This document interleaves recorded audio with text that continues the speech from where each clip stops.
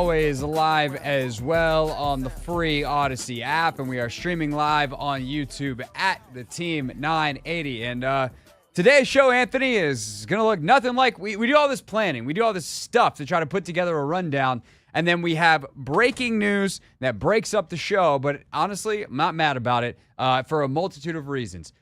Monumental Sports is staying in Washington, D.C. After all of the hullabaloo about Potomac Yards, that deal is officially dead. We are waiting to hear from the district on the officialness of them staying in D.C. They were in talks with Maryland as recently as last week. Wes Moore saying that on B. Mitch and Finley. But we also have reporting from Tom Sherwood at WAMU that there's been an agreement that the Monumental Sports franchises will be staying in D.C. I have a lot of questions. We don't have a lot of answers yet. We will take calls, your reaction to this news, starting in 10 minutes. So if you want to go ahead and line up on the phones, 301-230-0980, your thoughts on the Wizards and Caps staying at Capital One Arena in the District of Columbia.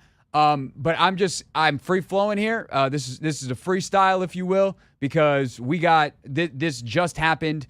And I got a lot of questions, and over the course of the show, we hope to get more answers, including from our buddy Eric Flack, who's been all over this. He will join us coming up in just a little bit. But my main questions are as follows. One, why did this happen? That's always the main question, right? Why did this huge shift happen from what we thought was going to happen, where they're going to go to Virginia and they'll bully it across the finish line, to here? Did they get the ruling from the D.C. Attorney General? We didn't even get to talk about this story late last week because we were off due to the tournament.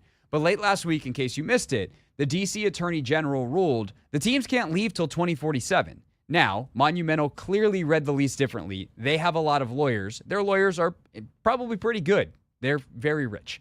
The people hiring them, not the lawyers. Although the lawyers, I'm sure, do very well. Point is, that was going to become a long and contentious court battle of whether they could even do this contractually in the first place. And there was a risk of losing, and there was already a massive loss of time potential there, depending on how slowly that lawsuit moved. And there's the whole public fighting and kind of cost to the brand of we are literally suing to leave the place that we're playing right now. Because in the meantime, they were going to be in D.C. So how much of this was that? How much of this was the complete and total failure in Virginia? The way Monumental tried to go about this in Virginia was not very good. They did not do their homework. They did not do any of the work to ensure that they had talked to the right people, that they were, like, you don't make the announcement before you have the deal. And that's what they did. And that rubbed a lot of people the wrong way. They did not ensure that they were going to have the right votes from the right people. And whether you think that is dirty politics, just the way politics goes, good politics, however you see really what Luis Lucas ultimately did in killing this in Virginia, dirty, clean, or otherwise, and I'm probably somewhere in the middle, they didn't do the work for Monumental. And I don't know why that is the case. Maybe they thought they did and there was a misunderstanding. Like, we don't know enough. And if they are good at their jobs, we never will, because no one's going to leak. But sometimes these things happen where, when something falls apart, people are willing to talk about it afterwards. People want to pass the blame. But really right now, all the blame is kind of falling on Ted Leonsis. So unless Ted throws someone under the bus, I don't know that any other names or any other people or any other, details of the process are going to come out. So that to me is a huge question.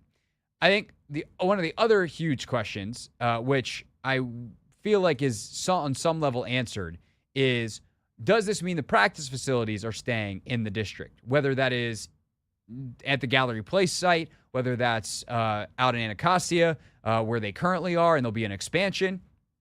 Whatever it is, what does this mean for all of the stuff that Ted Leonsis wanted by getting more space? Because here's the thing. I was as harsh as any critic on our stations about the move of specifically the Wizards out of D.C. But that was the games, because that interacts with the fans. I fully understood and understand and forever will the desire to move the practice facility because you do have more space, or move your operations folks, or do the kind of things that a lot of sports do where you are headquartered somewhere different than where you play your games.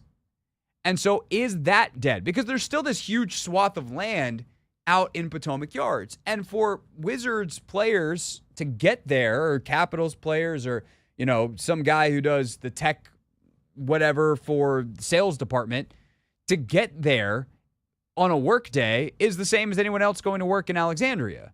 To try to pour 20 to 25,000 fans in there on a game night would have been a disaster. We had a traffic reporter the day this thing broke come on the show and say, this thing ain't gonna work. The logistics aren't logical. And so there were so many hurdles to moving the arena there. But is there still a way to get a lot of what Ted wanted, which I do think is good for the franchise? That said, a huge part of this is Monumental's, I'm going to say this tongue-in-cheek, quest for world domination, right? It's not just about the teams. It's about the media network. And, they obviously own Monumental Sports, which used to be NBC Sports Washington, and it's the only regional sports net in the country. And they just really proudly announced this amazing new studio space that Wes Hall and Alexa are hosting their shows out of for the pre and post and the intermission reports and halftime and all that for Wizards and Caps. All that stuff is in DC. All that stuff is around District D and in that Gallery Place facility. So you're going to build this new state-of-the-art TV studio and then move out 4 years later? That didn't make a whole lot of sense.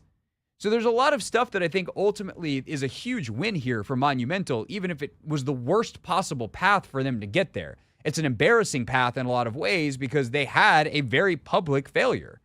But this, to me, is ultimately a good day. The teams stay where they belong. They are the Washington Wizards and the Washington Capitals. And I know that we are in the greater Washington region, but it all starts in the city.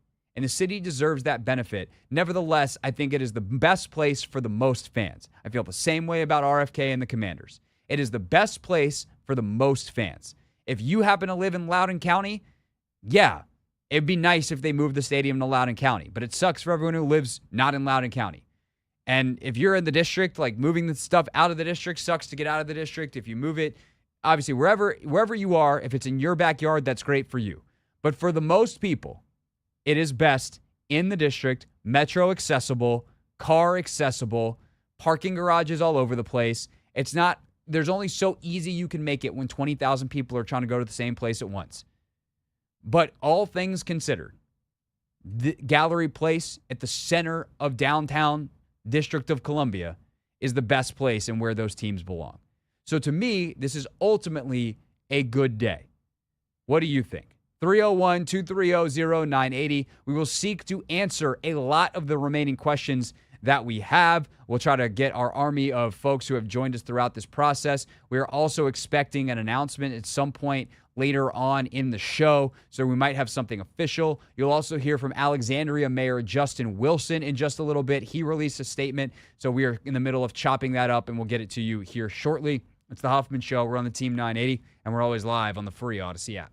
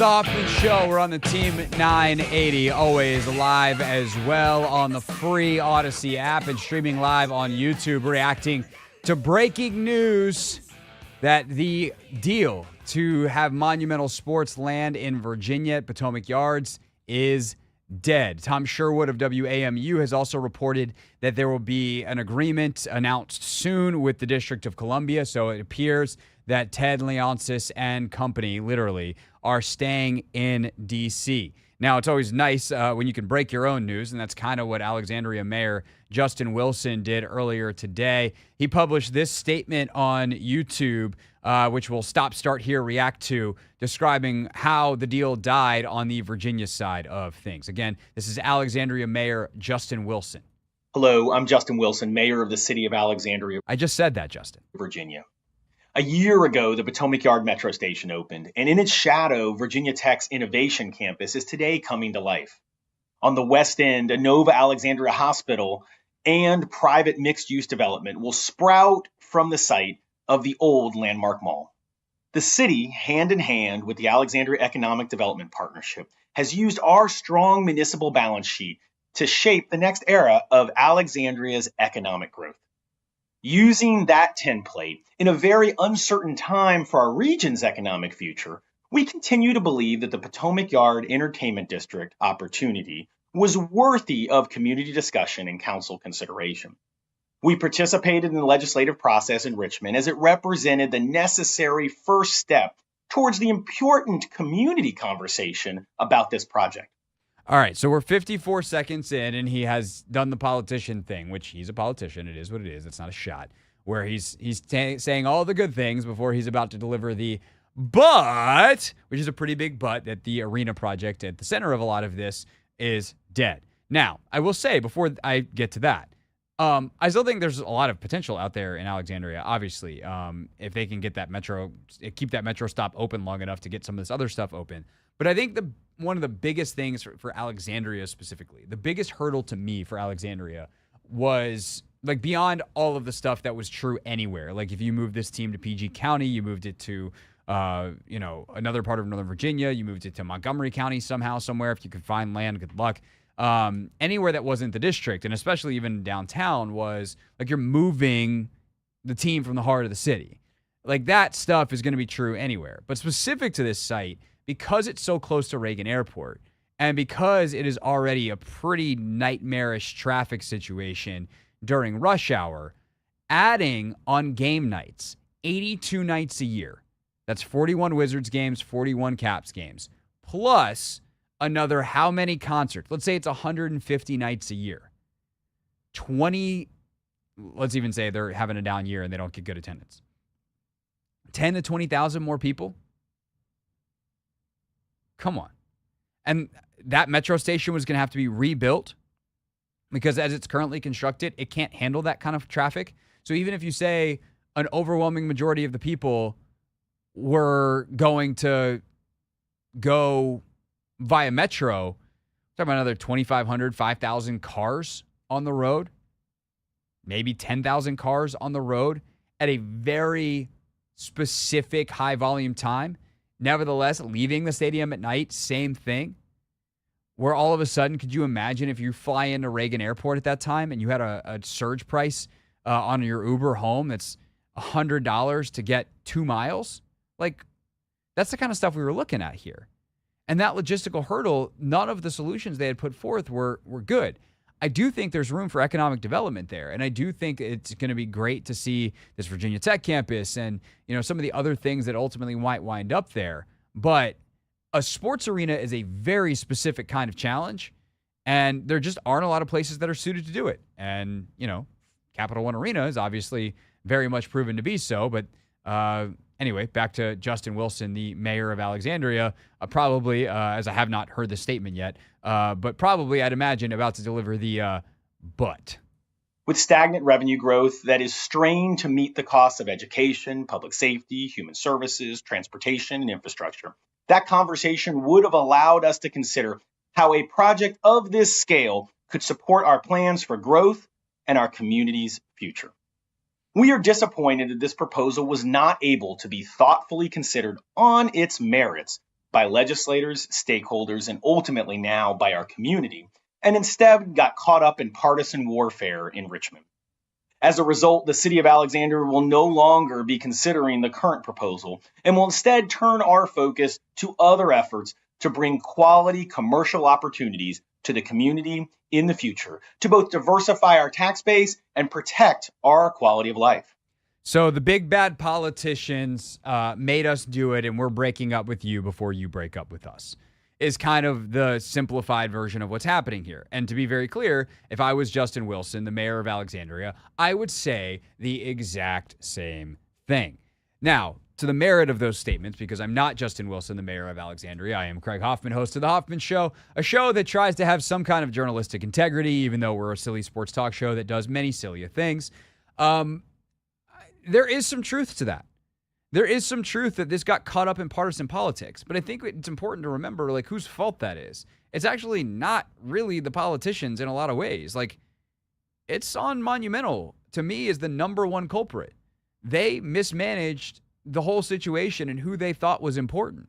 Glenn Youngkin is not that important, relatively speaking.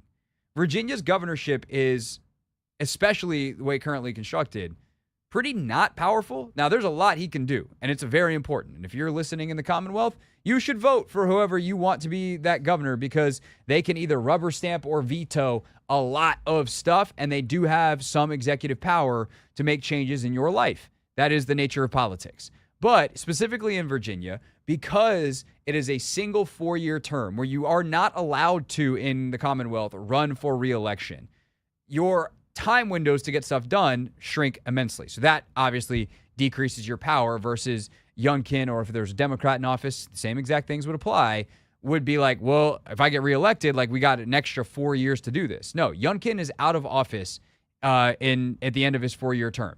And that's that. He could run again. That's what Terry McAuliffe did, and it went very poorly. He's the one that lost to Youngkin in the last gubernatorial election. But that limits the power. And they also don't control the legislature. And the legislature, if you remember back to your civics class, wherever you learned civics in elementary school, the Congress, or whatever version of it, the legislature, controls the purse strings. And that is extremely important to this story. And ultimately, Monumental did not do the stuff they needed to for Luis Lucas, who is in control of the finance committee. And they did not convince other legislatures that they had a good plan. And there was enough concern. They did not do the work beforehand. They did a bad job at what in politics is called whipping. You whip votes, a.k.a. you figure out how many we got, and if we don't have enough, what do we need to do to get there? They didn't whip. They just made an announcement because they had an agreement with Youngkin, who didn't have the power to make that announcement. And so, yes, that fact, and then a speech that Youngkin gave that rubbed a lot of Democrats the wrong way, definitely impacted the dirty politics and the partisan politics that contributed to this deal falling apart. However, it all started with Monumental not doing enough to secure this in the first place. And it's not even enough, it's the right things to secure this in the first place. And that's why it never gets to the point that the community has a chance to debate it and the city council in Alexandria has a chance to do all this stuff. It never gets to that level because the people who wanted to get this done failed before it got there. That's how the process works. You don't get to step 3 before you get to step 1. And they skipped to step 2, which was very silly because step 1 wasn't allowed to be skipped. All right, final minute here from Justin Wilson, the mayor of Alexandria. Throughout this process, the city has been committed to ensuring that our role in this project not only added financial value, but also ensured that Alexandria's core values were included in the deal at every point. The city has been adamant that any proposal must include substantial and thoughtful improvements to the existing transportation system, must expand our stock of affordable housing, must protect our double AAA bond rating, protect existing and future residents from financial risk, and provide substantial future revenue for city services, as well as provide quality jobs for our community's residents. We have come to the conclusion that the General Assembly process is not going to produce a proposal that protects our financial responsibilities and respects our community's values. We are resolute in our commitment to ensure that the city's future is determined by our community, and we will continue to pursue economic opportunities that improve our quality of life and our economic health. All right, so that's Justin Wilson, the mayor of Alexandria, announcing that the Potomac Yards deal is dead. We are still waiting on official word that D.C. is exactly where Monumental Sports will stay, but there has been reporting already by Tom Sherwood of WAMU that is going to be the case. So we expect more on that very shortly. So we'll have our continuing coverage here, including your thoughts. Monumental staying in D.C. What do you make of it? 301-230-0980. We'll take your calls next.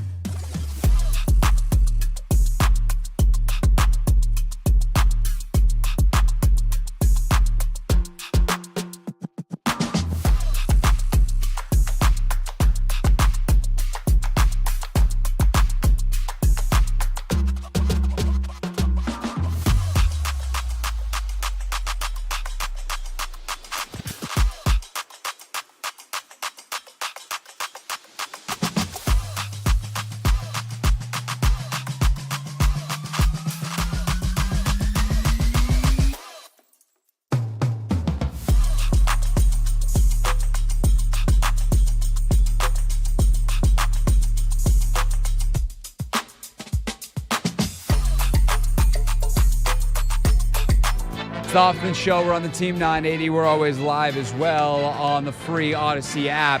Michael Phillips, who for years covered the stadium negotiations for the Commanders in Virginia and certainly has been following along as Monumental has been doing stuff down there. Of course, Michael used to be with the Richmond Times-Dispatch, now with our Odyssey sister station, 910 The Fan. He's going to join us in about 15 minutes for his reaction to the news that Monumental Sports to Virginia is dead. The Potomac Yards site not happening. Looks like they're going to stay in D.C., according to an early report from WAMU's Tom Sherwood. But so we're going to operate on that premise. Monumental Sports, Caps, Wizards, staying in D.C., and we're going to get your reaction now at 301-230-0980. Starting with our guy, Lap. Lap, lead us off here on the Hoffman Show. Hey, what's up, Craig? Man, I'm happy, man. When I talked to you before, I wasn't really happy about that, man. I don't know if he has some other backup plans or some other options that Ted is going to look into as well. But as of right now, it's a victory, for the district and the fans of the franchise. I'm just hoping, man, we can start, winning, and drafting well and getting some pieces, man. And I'm hoping that this GM and whoever we got in place now, man, looks into that, man, and maybe that'll change. And if we can get a new stadium, it can start being a winning culture. So we'll see, man, but I'm excited for it now. So yeah, thanks for taking my call, bro. You got it, Lap. Thanks for calling in. And here's the thing when it comes to Leonsis specifically. Are there people that this is going to cause permanent damage with their relationship with him? Yeah, and whatever relationship that means for an owner, okay. Are there a lot more people that are going to look at this and go, well, happy they're staying. That'll keep my season tickets. And now let's return our attention to winning. And if they win, everything is good. And if they keep being the team that they've been for his entire ownership and talking about the Wizards, then we're going to continue to have problems. And this will either way have been a blip on the radar. I generally think that's the case. Like if they moved to Virginia, there was going to be permanent damage. There were people that were never going to come back. I have a friend of mine who's had season tickets in her family for 40 years. And I said, if they moved to Virginia, are y'all done? And she goes, yeah. Like they haven't seen a winning season, or not a winning season. They haven't seen a 50-win season since 1979. And they have good seats. They spend a lot of money on these seats. Haven't seen a winning season since 1979. And the breaking point was going to be you move out of the district. Now, they'll continue to support the team. Ted still gets that money. And maybe he would have gotten someone else's money and he wouldn't have cared. That's certainly possible. But I think for the fans that have toughed this out and just want to see winning, they would like to see that winning happen in the district. And if that winning happens, then this will be water under the bridge. Some people will be like, no, permanent. Ted showed us who he is, and I don't like that, whatever they think that is. But I think for a lot of people now, it just gets down to, now that we've restored homeostasis, didn't think I'd say homeostasis on the show today. Now that we've restored homeostasis, let's try to win.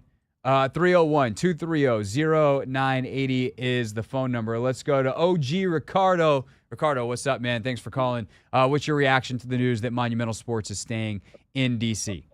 You can already guess if you remember any of my previous conversations with you. But good afternoon to you and the super producer, Anthony. And also, it's an honor to follow my man Lap.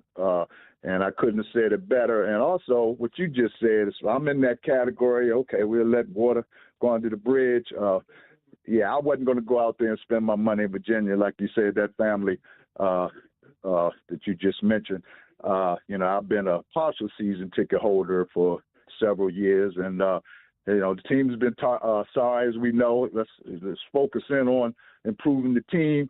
At this point, I'm a basketball junkie, so I'm really I go out and I'm rooting for the Wizards, but I go to see the other team's great players too. But on a sidebar, I wanted to add something, if I could, real quick, Craig, with the senator. Was it Louise Lucas? Yeah, sure. Louise Lucas. Okay. Shout out to her and her courage. And this being Women's History Month, she really stood up to some big bullies, man. And, they had an article in the Post recently, profiling her story.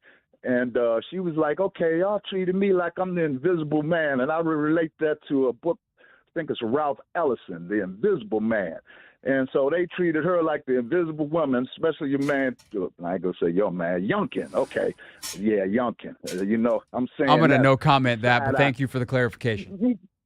Yeah. So, the invisible treated the senator like the invisible lady. Here, she's in charge of the finance committee. Am I correct to that?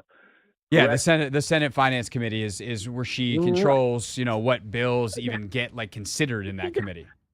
How can you not even go to her to discuss anything. She's the invisible woman. So good for her. Shout out to the honorable senator. It's egg in Youngkin's face. It's egg in Ted's face too, but at least he's swallowing his pride. So he probably didn't have too much choice. But it's water under the bridge. Let's stay in D.C. now. Focus on winning. I mean, I'm still kind of upset that we got to give welfare to the rich, but it is what it is, and I'll continue to support the team.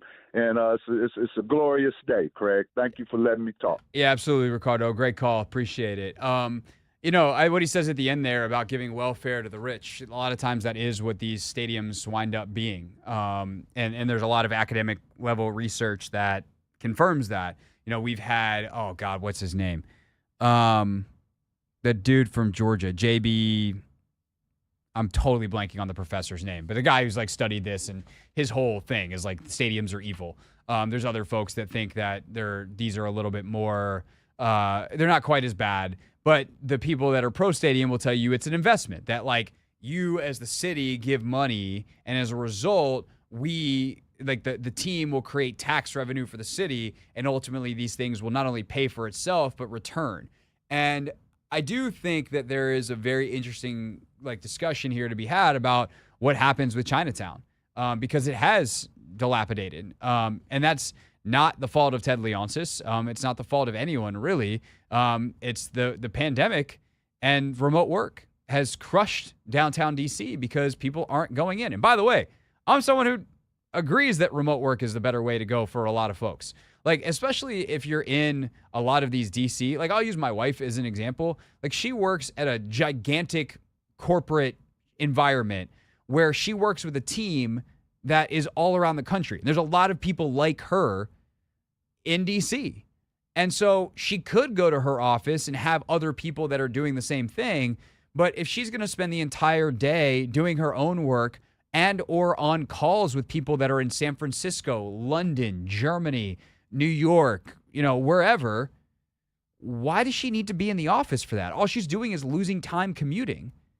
And these companies can save money on rent by downsizing their offices. But the reality is there's a trickle down for the economy that says okay, well, if that's the case, you're not going to have people going to lunch anymore because they're not in their office, and whether they live elsewhere in the district and that money's just moving around, well, maybe they're probably still not going to go out to lunch as much because when you're working at home, you're just well, shoot, I'll just have groceries. It's a lot easier than having to pack something.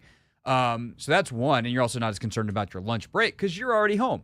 But so you lose that. You lose the post-work, let's all meet for drinks happy hour. You lose people going to dinner and all those kinds of things. And so there is an economic impact, even if it might be good for employees of a lot of different businesses to do remote work. So all of that to say, if you're going to invest as a city, as the district in Monumental Sports and give them a large amount of money, there was a $500 million deal on the table. I think they'll probably wind up giving them more. If you wind up giving that, the hope is that some of that reshaping, where that area was for many years a business district that ultimately had an arena in it, if the teams can be good.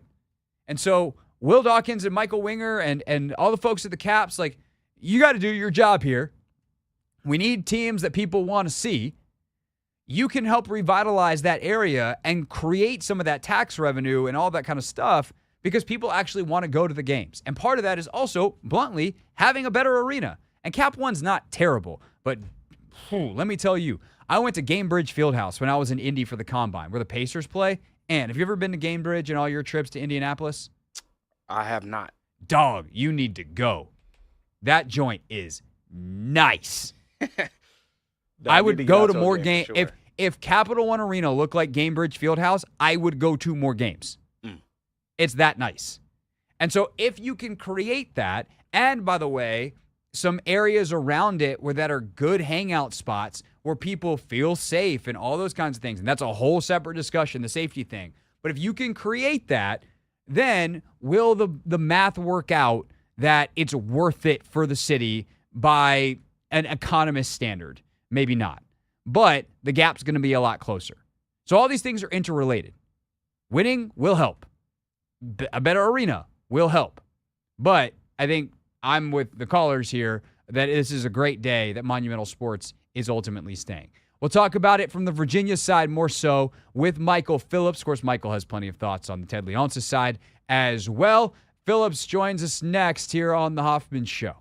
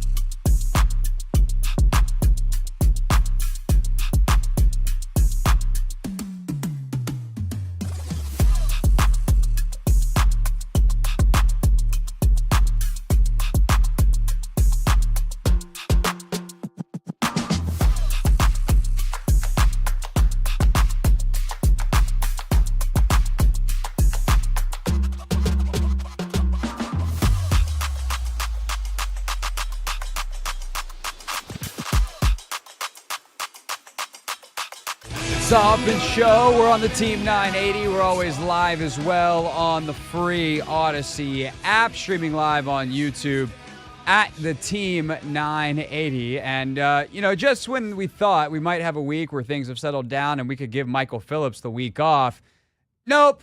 The news never rests, and although we typically talk Commanders with Michael, it's our pleasure to bring him in now, of course, now host of MP on the Mic, 910 The Fan down in Richmond, but for years the sports editor of the Richmond Times-Dispatch, and he has done so much reporting on stadiums in Virginia. And yet, Michael, you've never covered, and the streak shall continue, a stadium getting to Virginia.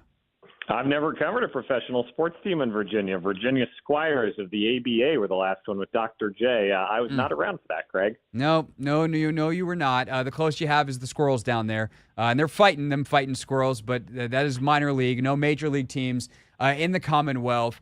Ultimately, when you look at this situation, and for those that are just tuning in and have not heard, the Monumental Sports to Potomac Yards deal is dead. The Washington Post just had far more extensive reporting that they will stay in D.C. It'll be $515 million that the city is giving to keep the teams in D.C. until 2050 at the very least. But, Michael, from the Virginia side of this, where did it go wrong and who deserves the most credit or blame, depending on how you want to look at it?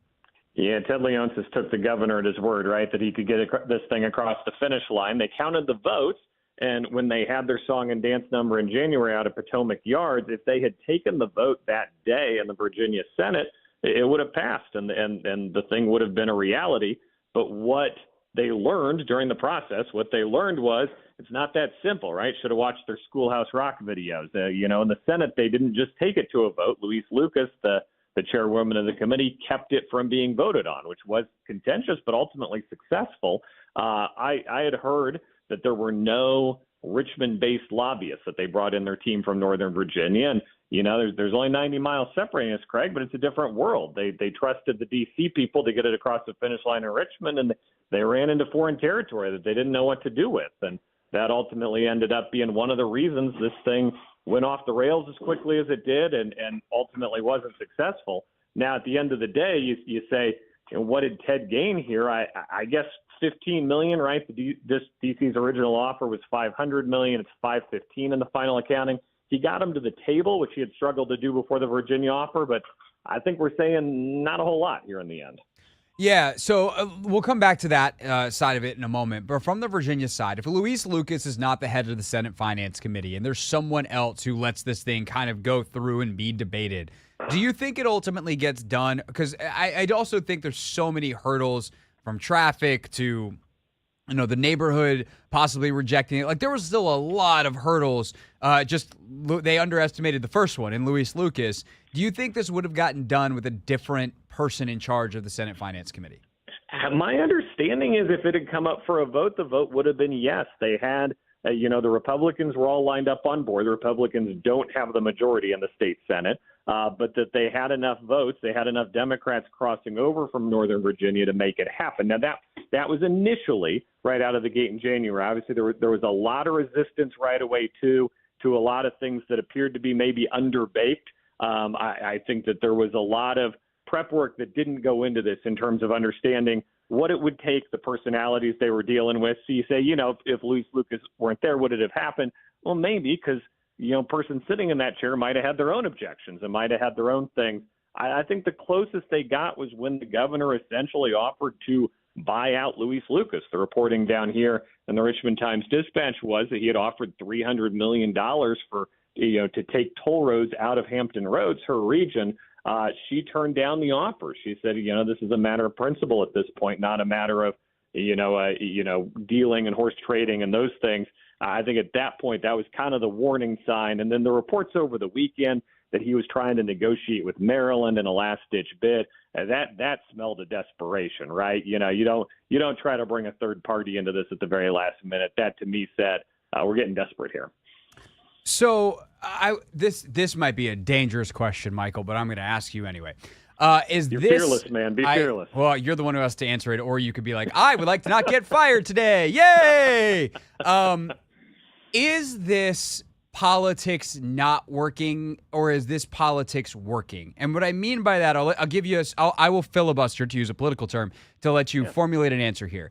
I can make the argument this is politics not working because it doesn't go through the process, yada, yada, yada. I could also make the argument this is politics working because Luis Lucas was like, no, I represent people that I don't think this is beneficial for, and I'm also looking out for the greater region, and I genuinely don't think this is good. The people elected me to act on my judgment, and I'm doing that, and I'm using the power that is beholden, or that is given to me. Like, so is this politics working or politics not working? Well, in the sense of nobody wanted this, right? Nobody wanted this to happen, and I'm including Virginians. I didn't talk to anybody along the way who's, oh, I live in Alexandria, or, oh, I live in that area, and I'm really excited about this. I didn't catch anybody saying, man, I'm really excited about this happening, and certainly not down here either. I didn't sense any excitement in Richmond, like, ooh, there might be a pro sports team in Virginia. It's like 4 minutes from the other sports team that we can already go watch anytime we want to watch them. So to me, the system worked. This was something nobody was asking for, and it ended up not happening. I certainly would, acknowledge everything you just said, which is, that the system did not provide an up or down vote. In the end, we didn't have a vote that got counted. Probably you need to have a parliamentarian on the show instead of a sports guy to answer the question whether that's a good form of government or not. But I think ultimately people wanted them in D.C., and they're going to end up in D.C. So I think it's worth celebrating, even if the process was a little wonky, the results what everybody wanted. Anthony, I see you on your phone over there. Are you looking up parliamentarians? You got any parliamentarians in your Rolodex? I do not. Okay. You are old enough to know what a Rolodex is, right? Yes. Okay, good. Excellent. Michael Phillips is with us for another 2 questions here on the Hoffman Show. First question for you, sir, is what does this mean for Ted Leonsis, like legacy-wise? You kind of referenced a little bit earlier of some of the how he's played out throughout this process. I saw you tweeting about this a little bit earlier. What do you think this means for Leonsis? Well, it's tricky, right? He was booed at the Caps game the other day when they showed him on the TV, and I didn't, you would never have expected that. Those are the people who love him. The Wizards people have turned on him for the very obvious reason of their team's not any good and hasn't been any good for a while. We don't have to overthink that. That's not complicated at all. But he's delivered a Stanley Cup and Alex Ovechkin to DC, and it's a great product. I think that was an indication his public image has taken a real hit. I would argue largely unnecessarily. The question is, does it bounce back now that we have, quote unquote, the correct outcome? I don't know. I also think, not to bring the team I cover into this, but we're in a post-Dan Snyder world. And Dan Snyder took a lot of heat off a lot of people in this town.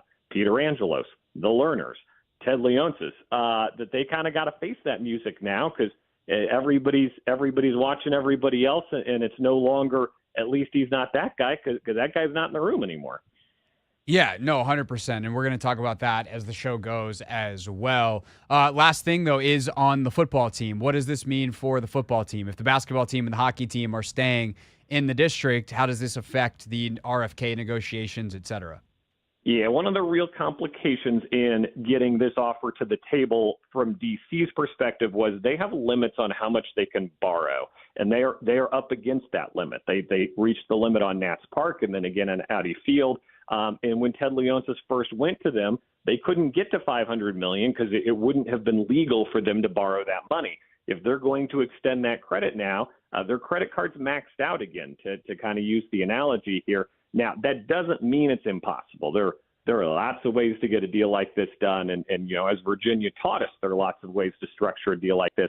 I also think the Commanders are broadly popular in the sense that if you put it up for a vote on an election day, people would vote to bring the Commanders back to D.C. in the district. So I think it'll be a lot easier to get them across the finish line from a public support standpoint. It's less money available, but that RFK land, if that RFK land comes available, that's all Josh Harris wants is to develop that and build nice things there and make money every day off of that land. So I think it still continues to largely trend towards getting done. I also think that group they got a lot of money in that ownership group. Ooh, If they got yes, they do. If they got to pay for some extra stuff, and one of these owners that's like much more down the list minority ownership, but has $10 billion, wants to become a bigger financier of the stadium, and they get to, I don't know, have a wing of the stadium named after them or something, they can figure that out. They don't need our public money. They've got enough. So, They want it. They don't need it, but they want it. Of course they do. I want other people's money too. Michael Phillips with us here on the Hoffman Show. He'll have much more on this tomorrow in the reaction live from Richmond, 10 a.m. to noon. MP on the mic. You can listen to it on the free Odyssey app. Miguel, muchas gracias for your time on short notice. Have a great rest of your night. Thanks, sir. That is Michael Phillips with us here on the Hoffman Show. We got a couple calls lined up. Terrell, Fast Eddie, and you next, 301-230-0980. Whole show, we're blowing out the rundown. We are reacting to the breaking news, and we also might have a Ted Leonsis, Muriel Bowser press conference or statement at the very least at some point soon. Working on some other folks who cover this. Eric Flack over the next hour and a half as well. Looks like we're going to have Jonathan O'Connell from the Washington Post at 6 o'clock. So we are loaded up on this breaking news. Monumental staying in D.C. Covering it on the Hoffman Show.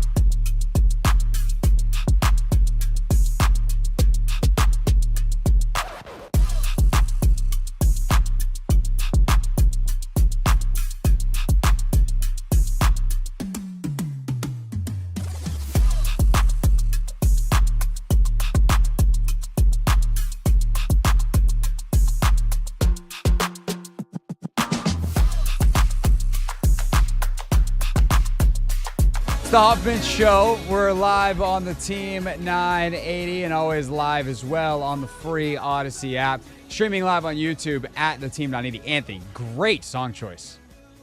I like the maps pun because we're dealing with the geography deal. It's also just a good song that I haven't heard in a long time. Brought a smile to my face. Yes, sir. I know I had butchered changes yesterday, so I wanted to make up. Yeah, it wasn't that you butchered changes. It's just changes was a lot more serious than the changes we're talking about. Right. NFL rule changes, and Tupac was talking about changing culture and society. Slightly different. But we got to recommend John Batiste to the folks, so that was fine. Yes. 301-230-0980 is our phone number. We are blowing out Not My Beat, at least for right now. Perhaps we'll play the fancy introduction when Eric Flack joins us at some point this hour.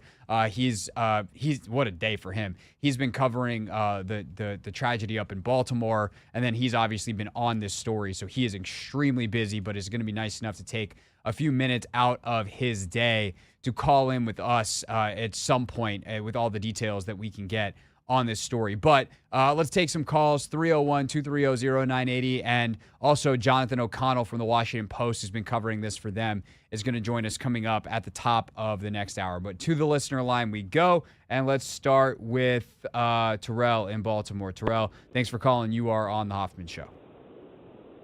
Hey, what's up, Craig? I'm a DC homer, man, and so it feels more nostalgic, whenever you hear some of the semblance of the DC that I grew up to love sticks around in the 64 square miles. So, I mean, to hear that idea that the teams are there is cool from that essence, but I really think that's it. I think life now has evolved to more about convenience and comfort. So, it's not the easiest to get in and out of DC. So, am I going to come consume in person a game, whether they are winning or losing, after having to deal with the traffic and, crime and just everything else? And if restaurants are even open up after 9 a.m. anymore, you know what I mean? So that's that one thing. But the other thing, too, I wanted to get your thoughts on was, with just the whole sports climate now and just everything that's happening, how viable in certain markets, certain cities, is it for an owner to even put all that money, and even for the city, to dump all that money into large stadiums and arenas anymore, when honestly the NFL product at home or at the local bar on TV or the NBA TNT game is so much more of a great experience than everything that I got to do to go and watch that game in person. And I don't know if it's worth it, convenient anymore to even deal with all of that. And is it, I'm sure it's lucrative for these billionaires, right? But is it the same? Should they be changing their model of what they should be, spending their money on? I don't know if it makes sense for a city to dump all that money into an event that, we've seen it time and time again historically, that after every 30 years, an owner wants a new stadium, and then what happens to that old junk? It's like an old car in the back of the backyard that no one cares about anymore. So, should they be, investing all that money in that and efforts into that anymore? And I don't know if it's worth it. So I just wanted to get your thoughts on that. It's a really great question. And I would say if you want the super long version of this discussion, there is, I think JD Bradbury is the guy's name. We had him on. He's pretty well known in the stadium space. And he's an economist and he's a professor down at a school outside of Atlanta. And he and I talked about this for 20, 25 minutes on a full length, podcast style interview when some of this stuff first came out. And he would argue that you're 100% correct, that it's not worth it for the cities, for anybody but the billionaire who gets the public money and then gets to reap the rewards and then doesn't care about the long-term viability of the project 30 years later when he or his son just repeats the same process. So I think you're onto something there. But I also would say, if you have great memory, who's your favorite team? My favorite team is the Redskins and the Wizards. Or okay. The Capitals, honestly. So what's your favorite sports moment of the last, 15, 20, 25 years? Those are tough teams. I guess the Cup is probably the right answer. Depending on how old you are, that might be the only answer. I'm 44. So okay, I love going. Although they're the top teams, I love being at that stadium when when they won the chip. I love going to a Capitals game this season. So my question, the question that I'm getting to, the question that I'm ultimately getting to is, if you think of those moments, where were you, and what made that special? Were you at home on your couch, or were you there? No, I made the investments to go. And that would be the answer, right? Like, that would be, while all the economic data, I think, supports the very premise that you have touched on here. And I think it's a great call. I really appreciate the call. Because I think you bring up a great point, right? But I think ultimately the answer is that. Because I know for me personally, the best moments of my career, especially since I moved to DC, which I would think probably like all of my favorite moments are pretty much since I've been here, outside of like college when you're still kind of a fan, even though you're a student reporter, like it's your school, right? So I have some very fond memories of, I was on press row, but I loved watching this or that NCAA tournament game or whatever. But the night the Caps won the Cup is my favorite 1A and 1B with the parade. Why? Because we got together as a community. And remember, the night the Caps won the Cup, they weren't even here. We were all at Capital One Arena, but the Cup was won in Vegas. And I was out on the streets with AWOD and his camera, and I was playing reporter, and he was doing our digital stuff at the time. And we were interviewing people, and like I had grown men cry on camera because the team meant so much to them and their family. And it wasn't so much about a team wearing a shirt with your city's name on it. It's that it brought back the memories that you had with your family of like, I went to games with my dad or my mom or my sisters and brothers, and now the thing that we always talked about wanting to see has happened, and it's the joy of that. That's why pro sports are pro sports. Yes, they're the very best at what they do, but the city communal civic element of it is what makes it really special. And so I do think ultimately that's what gets, for that part of the question that Terrell brought up, that's what gets us out of the house, is the ability to have that thing that we all experience in the same place together. And it's why I think I'm glad that he mentioned like bars and stuff as well, because you're not always going to be able to go to the stadium. But if you watch your team win a championship alone on your couch at home, it's still going to mean a lot. But it's not the same as if you're with a bunch of people watching and celebrating and experiencing that mass joy. It's the same joy we experience at concerts when our favorite musician plays that song that we've all been waiting for all show long. It's a communal experience. And so ultimately, like, this is kind of my pushback on a guy like J.D. Bradbury, who I think is extremely smart. And when he talks about the economic impact and why there's really good arguments that stadiums are terrible investment for cities, those moments are priceless. And I'm not just saying that as a guy who's in the sports business and wants everyone to care a lot because my job depends on it. I'm saying that as a sports fan. Those moments are priceless. And it's why if Ted Leonsis can get the Wizards or the Capitals back to the mountaintop and we can have those again, people will look at this as water under the bridge. Hey, man, he did a lot of bad stuff. He damn near moved the teams, but he did it. He got us that championship. He got us back to relevance.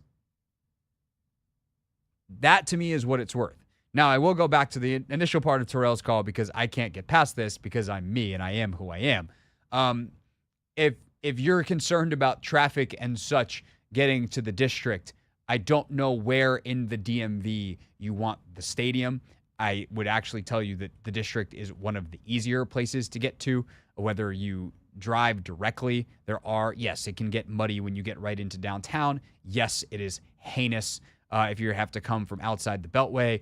But if you can get downtown, there are parking garages. And by the way, you can metro in and out. And even if you drive to a Falls Church or a Bethesda or pick your other points west or east, I should say, and south of the city to metro in from, you can do that. There's no good place for the stadium from a parking, whatever. If it's off the Beltway, it's a nightmare. Look at Commanders games trying to get to FedEx on a Monday night or a Thursday night game. Terror. So, yeah, you do have to battle all that stuff. And the TV product is really good. But ultimately, you can't have that communal moment without being there. And that's ultimately why the model still works. But also, let's not forget that they're relying on most of us watching it on television, which is why television is the greatest income source and now the center of the business model of all of the major sports leagues. 301-230-0980. More of your calls on the breaking news. Monumental Sports is staying in the district. Next on the Hoffman Show.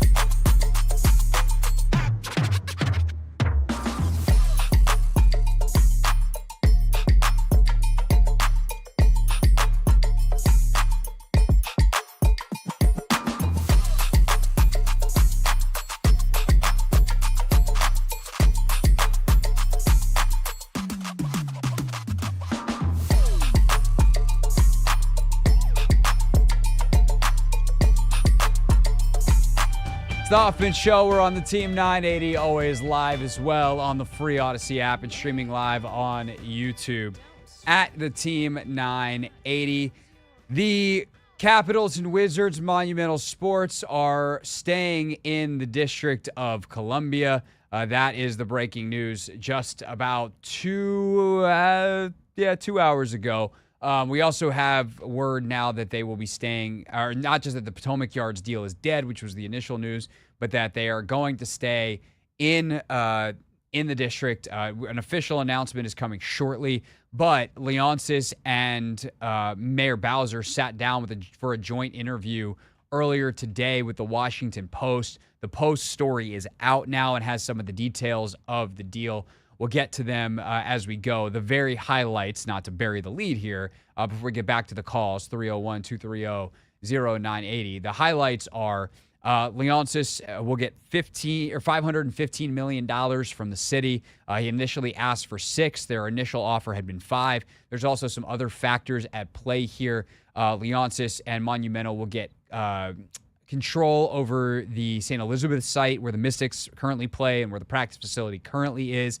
That's still been in control by the city, which has been a source of frustration for Monumental. Monumental will get to take over that. There will also be some use of some district parking facilities for Monumental employees, which should obviously make the day-to-day lives for a lot of the people in the company easier. So I don't know whose parking spots those are, but I would say overall that feels fair and fine. You've also got a new crime bill that was passed by the city council, and that was something that Leonsis was very encouraged by. Bowser and Leonsis, despite their public spatting, have apparently been in conversations since Leonsis announced the deal with Virginia. Ted said he was very appreciative of that from the mayor's office. So we'll get more on that and kind of the details of that interview and the details of this plan from Jonathan O'Connell of the Washington Post coming up at 6 o'clock. I'll also add one of the questions I had has been answered now, which is that the Virginia deal is 100% dead. So there's no like, hey, they might still do a practice facility out there, but they're not going to move the games deal. It is 100% dead, and there will be a new Wizards practice facility in the district at some point in the near future. Plans for that are going to be developed with the city. So Caps will stay in Arlington. They've already got their new facility, which is considered one of the best in the NHL. Wizards, Michael Winger helped design the Clippers facility that just opened out in California. That's one of the reasons why he was certainly thought of here in D.C. on top of his scouting acumen. And so Winger and company will get involved on building that new facility as soon as they possibly can. But $515 million is the number that keeps Ted Leonsis and Monumental Sports in the District of Columbia. Your reactions at 301-230-0980. Let's go to our guy Fast Eddie, who's been hanging on hold nice and slow. Eddie, sorry to keep you waiting. Appreciate it. But go ahead. What's your thoughts on this? You're on the Hoffman Show. Hey, Craig. Thanks for taking my call. Can you hear me good? Yeah, we got you. All right, cool. I mean, a lot of the water cooler talk around commercial real estate circles this is just kind of a money grab and a leverage grab. I think Ted and Monumental Sports were one of the first to open up minority ownership within the company to foreign investors. I think Qatar owns that is correct. 10% of the company now. And there's a big development site that Qatar is actually has right across from the current stadium, and I'm sure Ted's invested in that. So everyone's like, these people ain't going to just let him walk. And, Ted knows that they can't pay the Commanders and can't pay him. So, I don't know if this is worth everything he went through to grab a little more money. But, yeah, I mean, I knew, I've been telling everyone I know, I'm like, they ain't walking. This is no surprise to me. I was like, the Virginians just, red herring. They're not going to move. So, anyways, that's what I heard, and it's no surprise to me.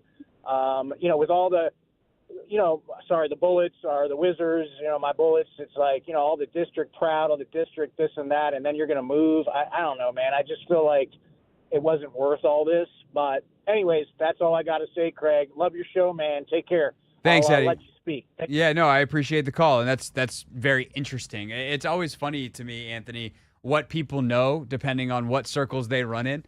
Hey, I run in commercial real estate circles, and here's where these dots connect. And that's why it's great to have someone like O'Connell on coming up at 6 o'clock. Like, we've had his colleague who contributed to the Post story as well, Teo Armis, on. And he's got like all this Northern Virginia just inside knowledge where you're like, oh, I didn't know that was a part of the equation. I didn't know this person had to be a factor. I didn't know that person had to be a factor. And I think that, there is a level of chess here.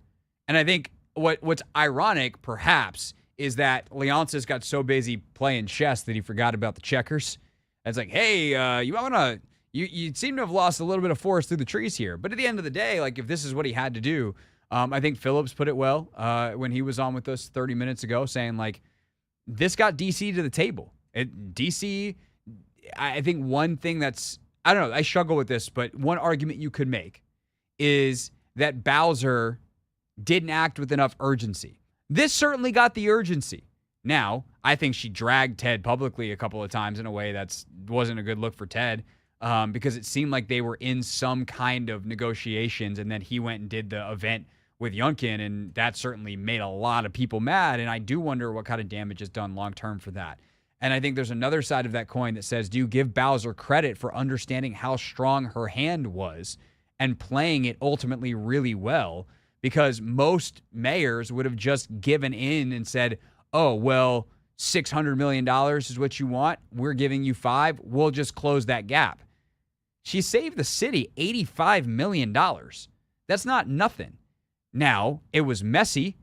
I don't think that the communication on a number of issues between Bowser and the mayor's office and the city council, and especially Chairman Phil Mendelson, is good. And that is poor leadership because you want good communication amongst your leaders. But ultimately, like, this is where we land now. And I think that some of it is just messy politics that played out very publicly in a city, by the way, where we care more about politics than anywhere else in the world. Yeah, sadly it had to go down like that, but me as a DC resident, I grew up here, I'm excited. I'm glad, we don't have to go all the way out to VA. The traffic definitely was a huge concern of mine just because it's almost a one-way in, one-way out kind of thing. And I think it's just also just good for the city, and I'm glad that, Muriel Bowser and Ted were able to like reach some agreement to keep it here in DC. I think Ted really had no choice, but yeah, I'm just glad that it's here to stay. To be honest, like it means a lot to the city, and if you're not from this area, if you haven't grown up here, I don't think you'll really like fully understand it as an outsider, kind of to an extent. Yeah, I mean, I think that there is the kind of heart and soul element to it of just like, no, if you're in the city, and especially like, let's be blunt with the Wizards, right? Like, I know every time I say this now, people are like, bro, it ain't been Chocolate City in a long time. And I'm like, yeah, I know, gentrification's not great.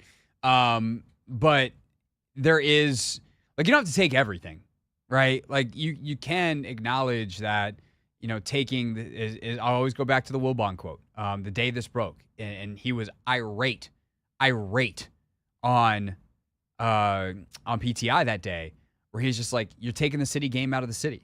And obviously there's, Wizard or Caps fans that were like, well, what about us? And, there's so many different layers to this, but I think ultimately this is the best possible outcome. The city, yeah, you're giving up some money, and we'll see what this means for RFK. I tend to think that they'll get that done. Let me put it this way. I don't think this will affect that in the way that some other people are hypothesizing. Of course it matters.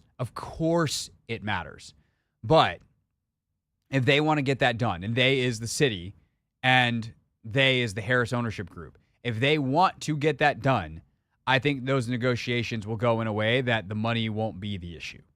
So I think there's going to be other things that are more important. That's my own personal, call it extremely lightly informed view, right? I don't know a lot there, but the little bit that I do know, I tend to think that that's a priority. I tend to think that's something that the ownership group really wants to happen. And I tend to think that if that's the case, this ownership group has shown a propensity to get bleep done. But now, we'll see ultimately how this plays out. And kind of what because I also like, what is this $515 million for? And this is a question we'll ask Flack. This is a question that we'll ask, Jonathan O'Connell of the Post as they join us over the next 45 minutes or so. Let's see. And Flack actually just texted us.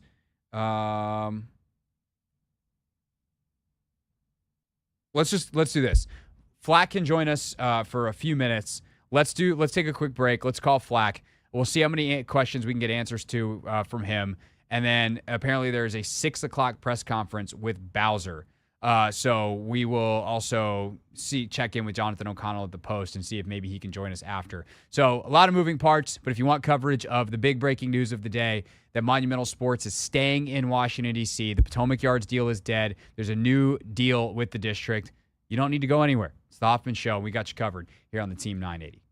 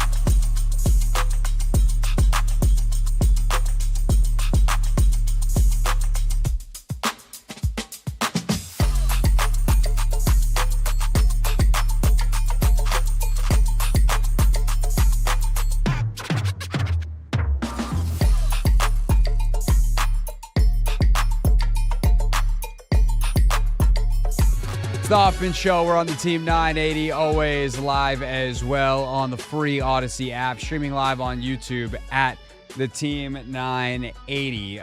We are likely to hear from Mayor Bowser coming up at 6 o'clock on the breaking news that the Capitals, Wizards, Monumental Sports are staying in downtown D.C. I'll give you the details on that in just a moment. We'll also be joined shortly by Eric Flack from WUSA 9. We'll get a few minutes with Flack here in a moment. Right now, though, I'll read you some of the details from the Washington Post report. We'll also talk to the Post, Jonathan O'Connell, a little bit later. So Bowser and Leonsis said Wednesday, they gave an exclusive to the Post earlier on in the day, that if approved by D.C. City Council, which I considering what we've heard from the council already, this seems like a no-brainer. This doesn't seem like hey, by the way, this could be a big holdup.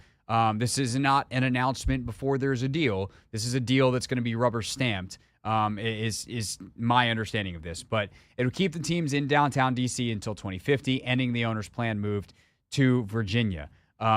There's, again, an announcement planned for late Wednesday afternoon at Capital One Arena. The Wizards are, by the way, there tonight to play a basketball game. Under the terms of the deal, DC would spend $515 million over 3 years to help Leonsis modernize the arena, and the owner would sign a new lease keeping the teams in DC for 25 more years. The agreement includes other provisions that address some of Leonsis' concerns about the state of downtown and allow his company, Monumental Sports and Entertainment, to additionally expand in the city. Leonsis would take over management of the Mystics home facility in Southeast DC, utilize parking on district property for Monumental employees, keeping a minimum of number of police officers downtown, and plan for a new future downtown practice facility for the Wizards. I'll pause kind of reading there for just to say, I really wonder what this new future downtown practice facility looks like for the Zardos, because I don't know how much room there is in downtown for such a thing. Do they build on the Southeast DC site? Something like the FBI building where they're moving that out of the district. Does that land become available? So there's, I think, a lot of details still to be worked out here. But if only we had someone who knew. Oh, he just dropped. I was going to set up and toss to Eric Flack, and then Flack disappeared off the phone lines. Sadness. But yeah, where the practice facility goes, I think is interesting. How quickly can they do it too? They really want to get this thing up and running here in the next few years with the Wizards, and a new practice facility can certainly help recruit players in the free agent world. And they got to get that done. And by the way, building in the district is hard because you're dealing with a lot of union labor, and I'm certainly pro-union. But it does slow things down at times, as opposed to the ability to do things in other jurisdictions, depending on who you're using and what kind of paperwork has to be done and blah, blah, blah, blah. So let's see how many of these questions we can get answered, how much detail we can get filled in, as we are going to be joined here by lead investigative reporter from WUSA 9. Eric Flack is with us. Flack, what a day, sir. What a day. How are you? Whoa, what a difference a couple months makes. I did not have this on my bingo card when I woke up this morning, but it certainly came together quickly. You're someone who has a pretty substantial bingo card, so that is surprising to me that this is surprising to you. How do you think they were able to do this so under wraps with the Virginia thing hanging on a lifeline, rumors of Maryland over the weekend? How do you, as you've been able to fill in the gaps, how did this come together so quickly? Well, I think it's a couple things. One, I think that it became clear for Ted Leonsis and his advisors on this arena deal that, Virginia was an ever-increasing long shot. And I think you had an attorney general from D.C. send a letter, last week saying there's going to be a huge legal challenge, which may or may not have been successful. But the point is that it was going to be another huge obstacle to getting this vision of a Potomac Yard arena in Alexandria done. And so I think he had a couple options. There was a phone call between Governor Moore about Maryland. But, the truth is he had a deal on the table. He does have roots here in D.C. We're hearing the deal. He did get a little bit more money. The mayor had offered $500 million when the Potomac Yard deal was announced in December. We're hearing the number now is $515 million. We've got a press conference here. I'm actually in this fancy new club at Capital One, which is the vision of what this renovation, I imagine they're going to tell us, is going to look like. So I think everything just kind of lined up to where he realized that, emotions are one thing, but business is another. And, I think, the mayor always said, we're interested in getting this done. The chairman of the chair of the D.C. Council despite the Virginia thing, said we want to get this done. The letter from the Attorney General, even as he threatened a lawsuit, says we really want to get this done. At some point, I think, and we'll find out, but I think maybe cooler heads prevailed, and they said, let's just take the money. Let's stay here in D.C. It's a good deal. It's $500 million renovation. It's going to be substantial. They're going to do some streetscape stuff outside as well, so that this entire area becomes more of the destination that he kind of envisioned Potomac Yard would be, only it's going to remain here in D.C. Eric Flack, investigative reporter at WUSA 9, is with us. So when we hear this $515 million renovation to Capital One Arena, how much do we know about what that is going to look like based off of what we saw Potomac Yards and they desired, and also whatever plans we've gotten our hands on over the whatever number of years they've been talking to D.C.? Yeah, that's a great question. I think we'll know more here at 6 o'clock. I've heard and spoken with people that, say it could be fairly dramatic. They're going to have some challenges because this is a year-round use arena. So obviously they're going to have to do it in stages and over time. But the goal, I was always told, if they were going to stay here, and this was before the Potomac Yard deal was announced, was to really change the look of Capital One, not just modernize it with the suites and those things, but really somehow change the look. So that part remains unclear. We should hear more here in a couple minutes about, are we talking about just adding $500 million of suites and luxury boxes? And, the seating inside Cap One is also very outdated in the way the seats are aligned, meaning if you've been to a new arena, the higher up you go, you're still kind of close to the court. Whereas in Cap One, as you know, and you've been in the press box, if you're up at the top, you're not just high, you're way back as well. And so that's another thing that I know they wanted to address. We'll see if they're going to be able to address it. I remember the first arena I went to that had that kind of seating was in Cleveland way back in like 2011. I think I was in college covering an NCAA tournament. And I just remember like walking through some of the upper stuff and feeling like it was on a very steep cliff. And I was like, as someone who doesn't like ledges, don't love this. But I also understand the appeal once you sit down and you're like, I am high, but I'm not that far from the court. So I get it. That's correct. So the practice facility is another huge deal here. Because my thing, Eric, was always, if they want to move the games, that's crazy. If you want to go and do a practice facility somewhere out where you can get a bunch of space, like I kind of get that. There's now going to be a practice facility somewhere for the Wizards in the future in the district. Do we know where that possibly could be? No, I think that's got to be one of the first questions we ask. As you know, because we've all covered this Commanders Stadium deal, there's not a whole lot of open area in the District of Columbia. So you've got to wonder where they're going to put that.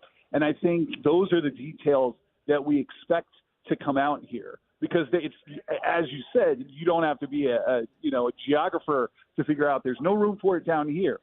So are they going to expand the sports and entertainment complex? Is that the concept? Are they going to go to a totally separate location? Are they going to come up with a wild card that, people like us haven't thought of? I think that part also remains to be seen. I'm as curious as you are to hear what they have to say here in a couple minutes. Yeah, Southeast DC feels like the right thing. Just expand that. The land is there. And as we mentioned, the Washington Post reported that part of this deal, and I'm sure you've got this as well, part of this deal is that Monumental is actually going to be able to take over control of that. What could they not do when they didn't have control? Because I know that's been quite a point of contention. Well, I think ultimately part of the reason that Ted was so upset with the Capital One Arena was just he didn't have control of the land. It was a lease. He said it was a bad lease.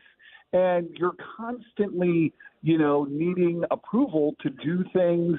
You can't really captain your own ship. If you're a guy like Ted Leonsis, you want to captain your own ship. And so, that is something that I think possibly was one of the things that helped get this done. Again, we'll find out. But what were the moments where things changed? Was it control of land? What was it, sweetening of the pot? Was it a collection of all the above? Was it, just realizing Virginia wasn't an option. Still a lot to come out. For sure. And then last thing for you real quick, because I know your time is tight as you're getting set up for the 6 o'clock presser, but from your depth, wealth of knowledge on these interrelated topics, how do you think this affects the Commanders' pursuit of RFK? I think it's interesting. I think it's impossible to just dissuade them. That's obviously going to be another one of my first questions for the mayor. That's a Mayor and Mendelson question. Are you still in on RFK? They've already said they are. Josh Harris was quoted out at the owners' meetings and saying, we're watching what went down in Virginia. And, listen, I think if you saw what went down in Virginia, we've talked about the history with Jack Ken Cook trying to build a stadium out there, years and years ago, that they're looking and they're saying, that seems like a hassle if we can figure out something else. I fully expect the mayor to say we are still all in on the Commanders. And you got to wonder if Josh Harris is seeing the way this is going, if he's not, continually all in on Washington, D.C. I also wonder if he knew anything when he said that yesterday. Now in hindsight, you're like, you also own an NBA team. The number of people who own sports teams in D.C. is small. Did you know, we're watching what's going to happen? Wink, wink. Yeah. You do wonder. Eric Flack. And you also think D.C. leaders probably wanted to make sure they didn't alienate anybody over there in his camp. Yeah. And blindside them with some news to make sure that stayed on the up and up with them. That's also probably true. Eric Flack covering all of this so well for WUSA 9. Nice enough to join us whenever news breaks on the subject. I'm sure we will be in touch, my friend. Have fun at the press conference if such a thing exists. But we look forward to listening to your questions and their answers. You got it. Talk to you soon. That is Eric Flack with us here on the Hoffman Show. When we get back, what questions I would be asking if I was at that press conference. And then at 6 o'clock, that press conference.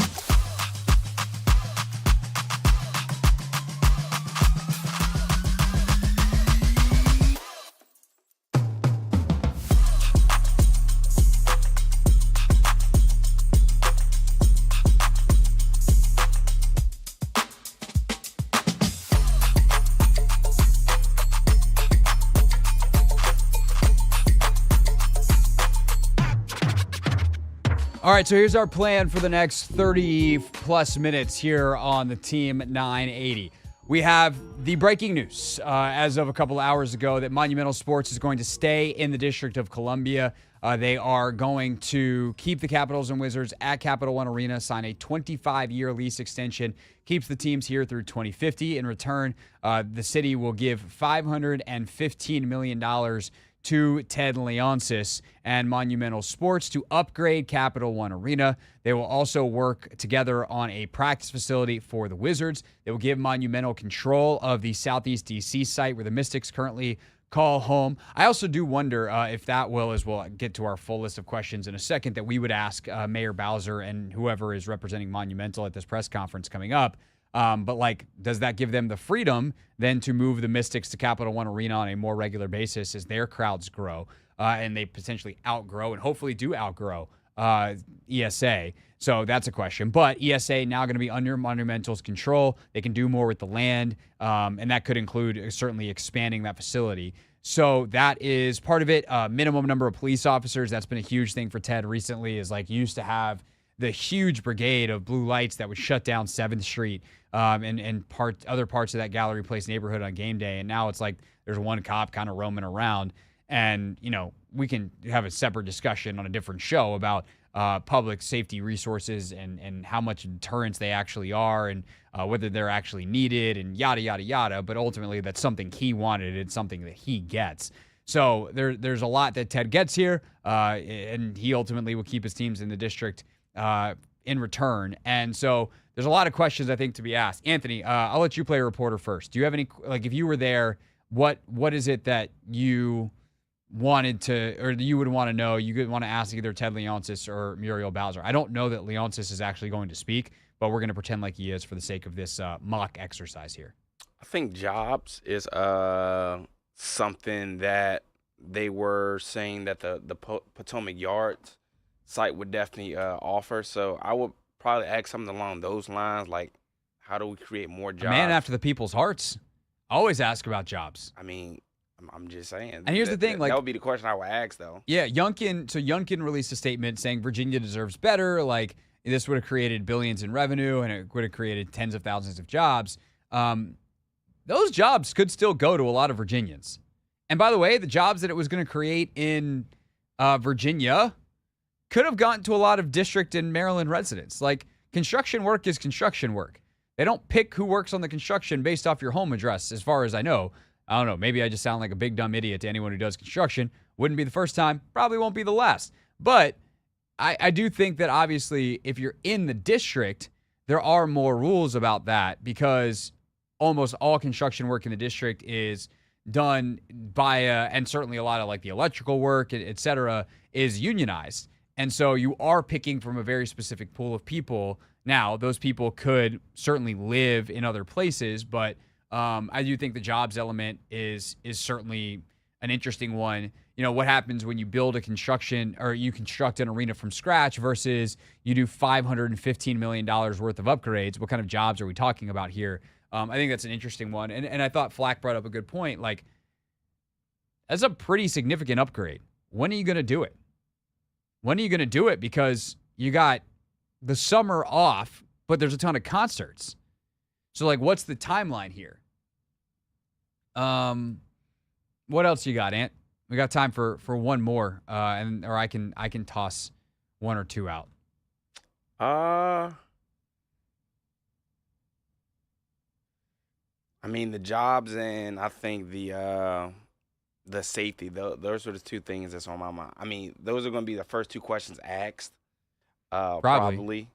I really haven't thought too much past that, but I know those are the two most pressing issues, and I think those are going to, garner the most attention. So it might be some follow-up questions based on, Bowser's responses. Sure. But I think those two definitely. I do want to know what kind of public safety promises have been made to Monumental and what it is about this crime bill that was passed most recently by the legislature in D.C.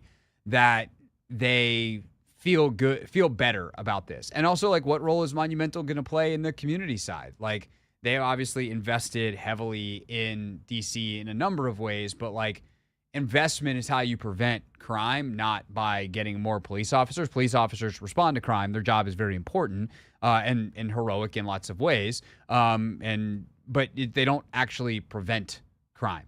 And so what is happening to prevent it and thus make people feel good about the city? I think that's a really important for Bowser beyond this arena, but certainly something that I think is in the minds of a lot of people. All right, it's the Hoffman Show. We are live here on the Team 980. We are always streaming live as well on the free Odyssey app and on YouTube at the Team 980. Coming up next, we will take you to Capital One Arena, where Muriel Bowser is set to address a group of reporters. We'll listen to that for 10, 12 minutes, and then we will be joined by Jonathan O'Connell from the Washington Post, who's been a part of their reporting all of this. That's all next on the Team 980.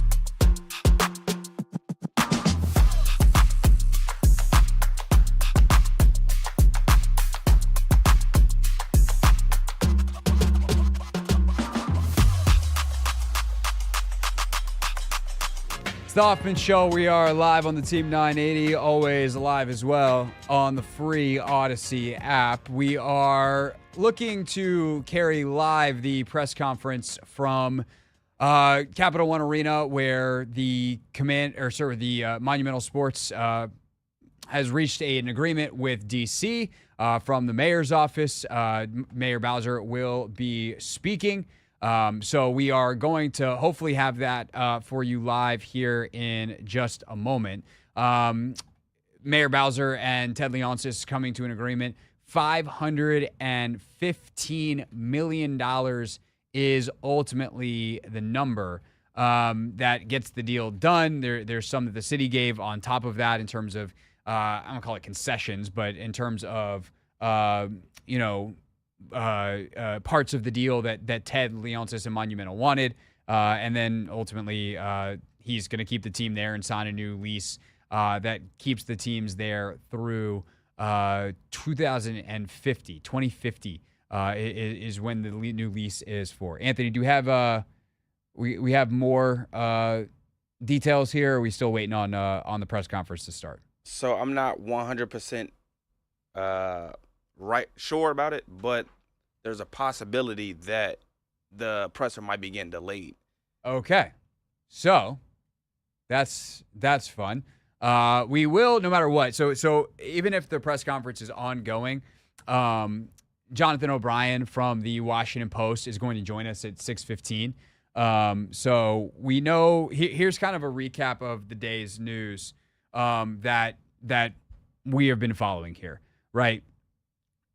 First and foremost, the news leaked out and then was quickly followed by a statement from Justin Wilson, the mayor of Alexandria, that the Monumental deal in Potomac Yards was dead. And so he talked about how things ultimately got canned in Richmond, and it never got to their community, and the whole political thing. And this is just a part of his statement from earlier today. Conversation about this project. With stagnant revenue growth that is strained to meet the costs of education, public safety, human services, transportation, and infrastructure, that conversation would have allowed us to consider how a project of this scale could support our plans for growth and our community's future. We are disappointed that this proposal was not able to be thoughtfully considered on its merits by legislators, stakeholders, and ultimately now by our community, and instead got caught up in partisan warfare in Richmond. As a result, the city of Alexandria will no longer be considering the current proposal and will instead turn our focus to other efforts to bring quality commercial opportunities to the community in the future, to both diversify our tax base and protect our quality of life. Throughout this process, the city has been committed to ensuring that our role in this project not only added financial value, but also ensured that Alexandria's core values were included in the deal at every point. The city has been adamant that any proposal must include substantial and thoughtful improvements to the existing transportation system, must expand our stock of affordable housing, must protect our double AAA bond rating, protect existing and future residents from financial risk, and provide substantial future revenue for city services, as well as provide quality jobs for our community's residents. We have come to the conclusion that the General Assembly process is not going to produce a proposal that protects our financial responsibilities and respects our community's values. We are resolute in our commitment to ensure that the city's future is determined by our community, and we will continue to pursue economic opportunities that improve our quality of life and our economic health.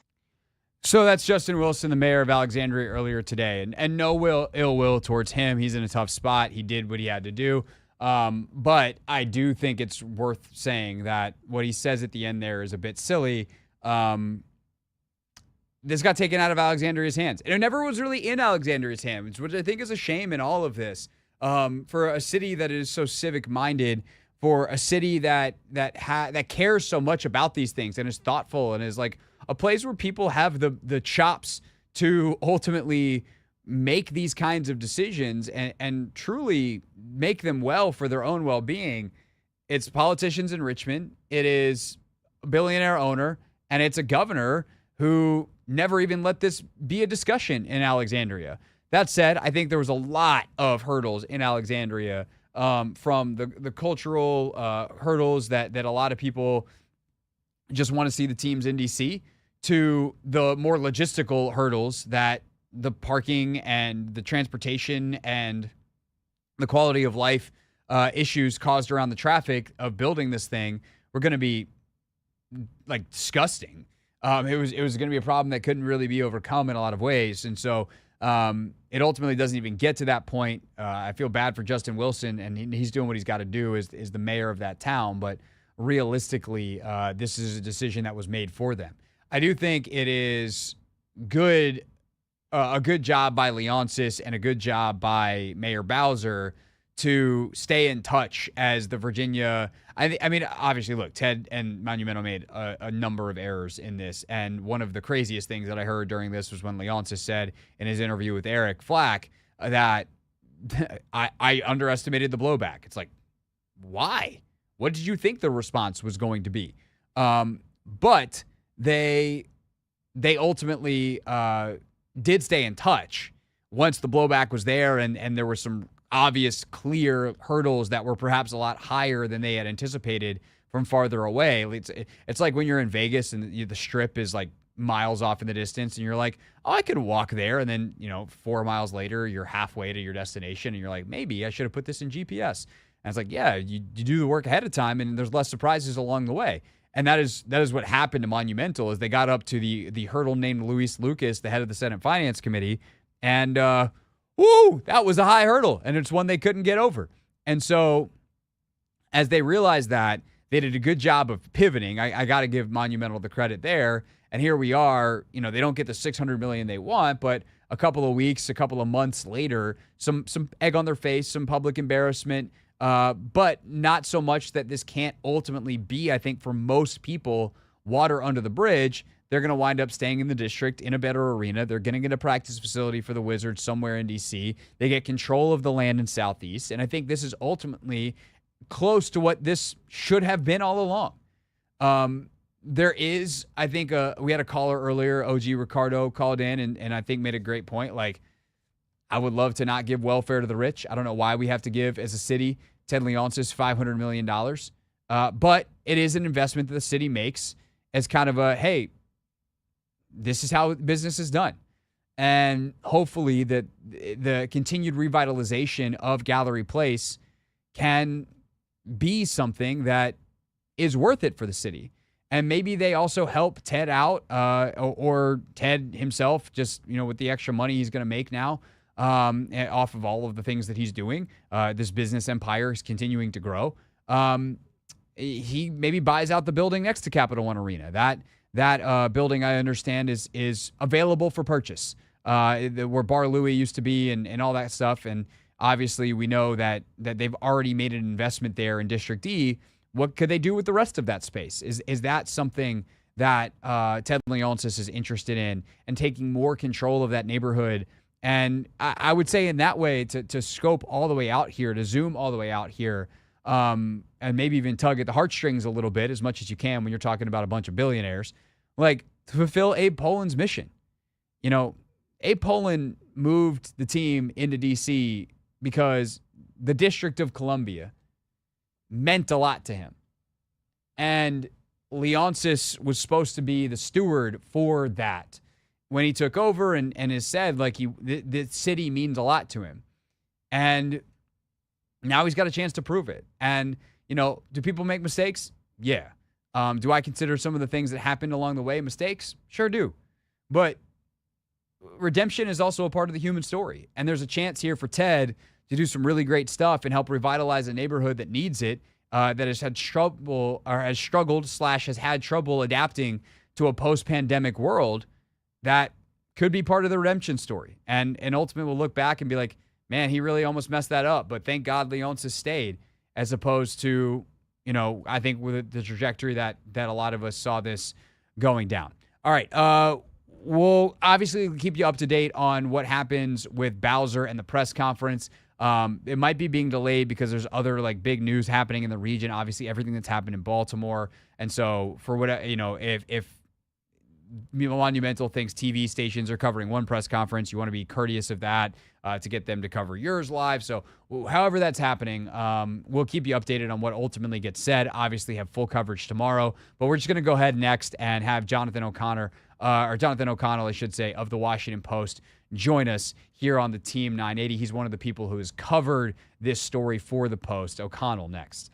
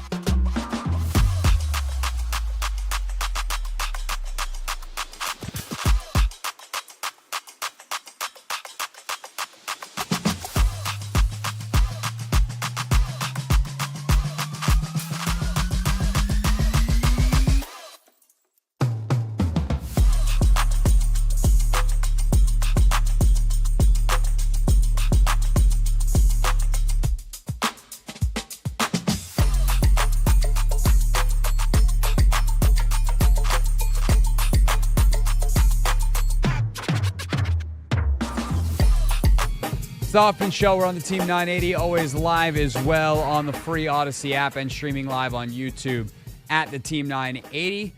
We are joined now on the hotline by Jonathan O'Connell, who is a reporter focused on investigations for the Washington Post. And Jonathan, I must say, as I introduce you, it is so nice to do that and then not talk about Dan Snyder, because any investigative reporter that I've had from the Post for 3 years, I've had to go down that rabbit hole. But no, we get to talk about something that is not Dan Snyder. So welcome to the show with that probably terrible introduction.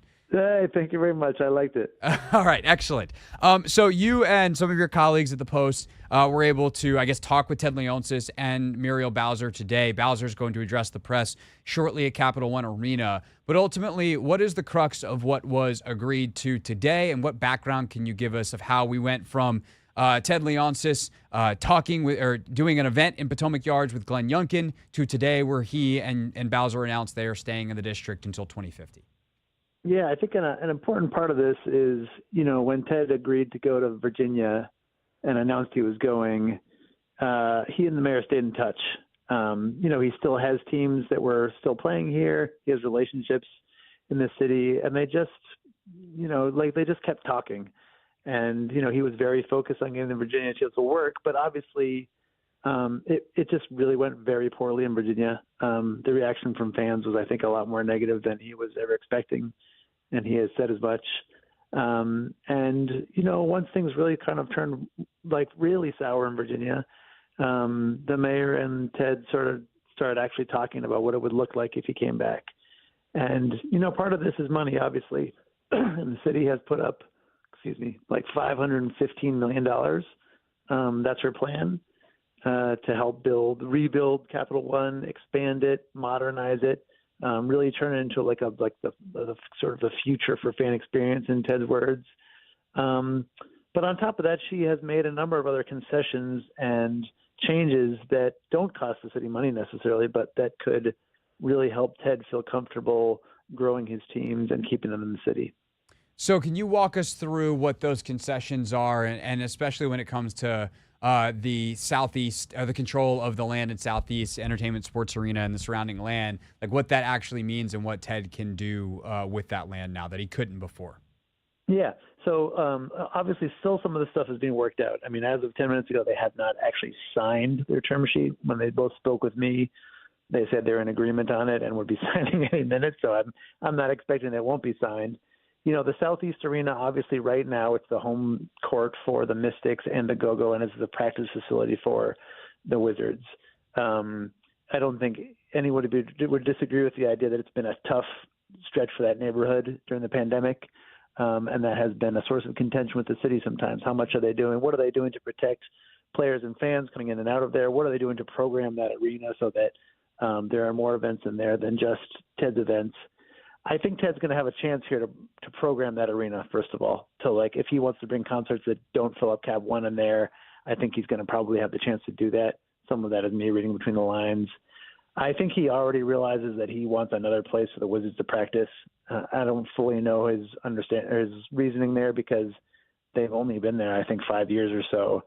But the mayor has agreed to look for future places for the Wizards to practice, either closer to his arena in downtown or maybe on U Street, RFK, these places where the city has other parcels.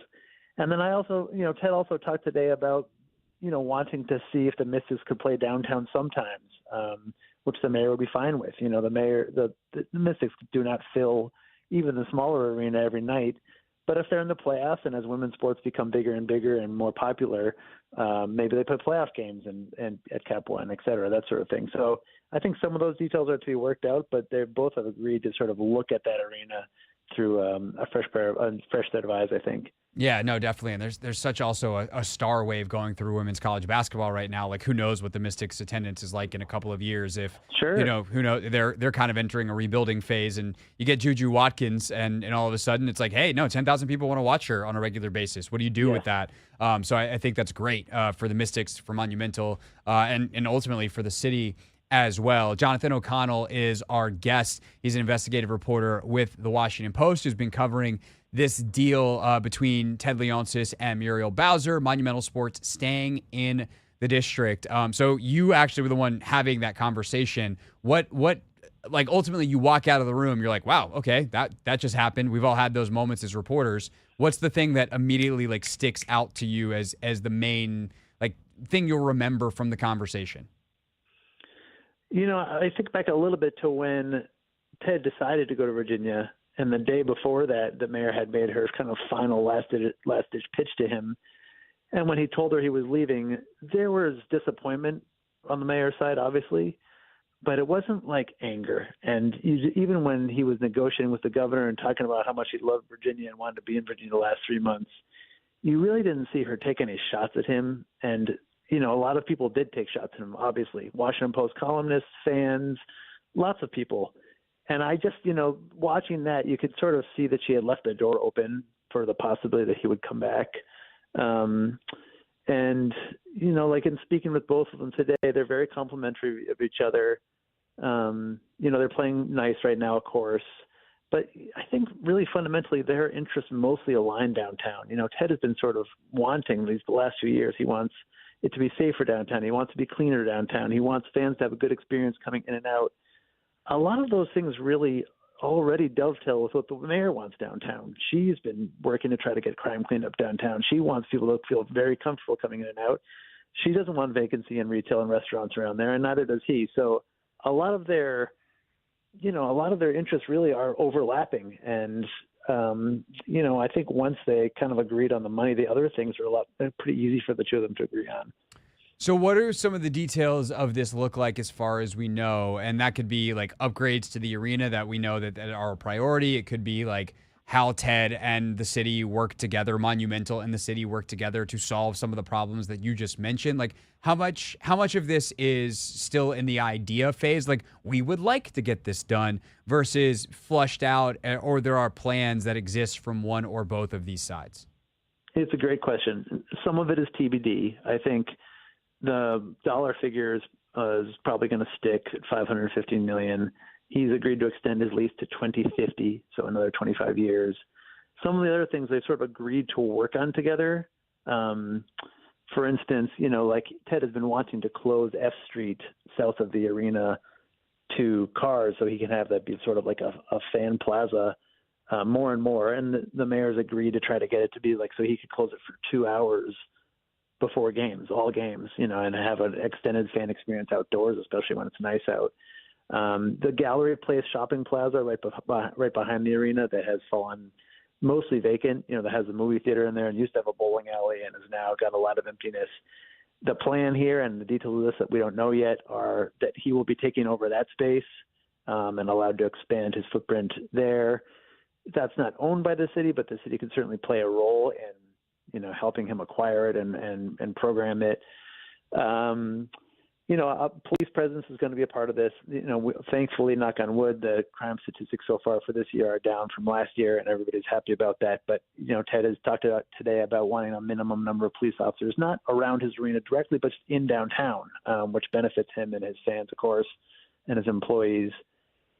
So a lot of this is TBD, but I think the fundamentals, $515 million, 25 years, a commitment to work on a lot of these things in terms of like bringing the downtown back. I think those parts are those are sort of to me the legs of the stool, so to speak. Gotcha. Jonathan O'Connell, reporter focusing on investigations for the Washington Post, our guest here on the Hoffman Show. I'm going to put on my D.C. resident civics pain in the ass hat, Jonathan. So I'm sorry you're going to be on the receiving end of this question, but I'm going to speak up, I think, for a lot of people here, just as a matter of asking the question. I do certainly agree with part of this, but I'm going to put it in the most blunt terms possible.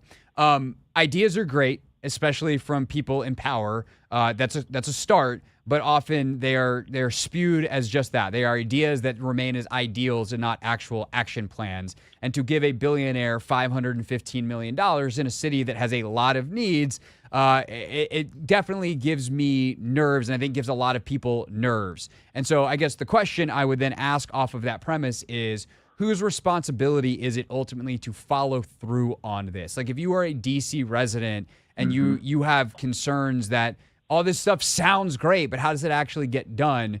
Who is it that is going to be held to account here? It's a great question. And I actually think, when the mayor and Ted were negotiating the first time around before the Virginia announcement, I think a lot of the mayor's calculation was, how much money are we really going to offer to a billionaire sports owner at a time when the city does have a lot of needs?